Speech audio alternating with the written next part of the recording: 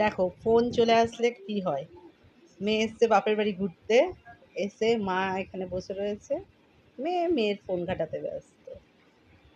একটা ঘরের মধ্যে ৫ জন মানুষ থাকলে কি হয়, সেখানে মানুষ গল্প করে, হাসছে আবার। আর এই যে মেয়ের বাবা, সেও ফোন, বাবা সে আবার আইফোন।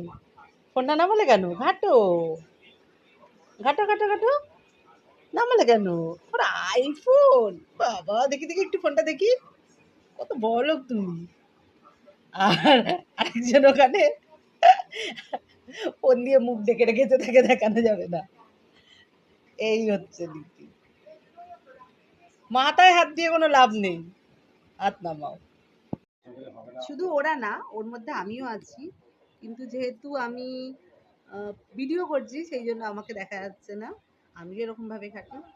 কিন্তু কি অবস্থা বলো, আগে মানুষ কি সুন্দর একসঙ্গে বসে গল্প করতো, নিজেদের সমস্যা সব কিছুর কথা বলতো।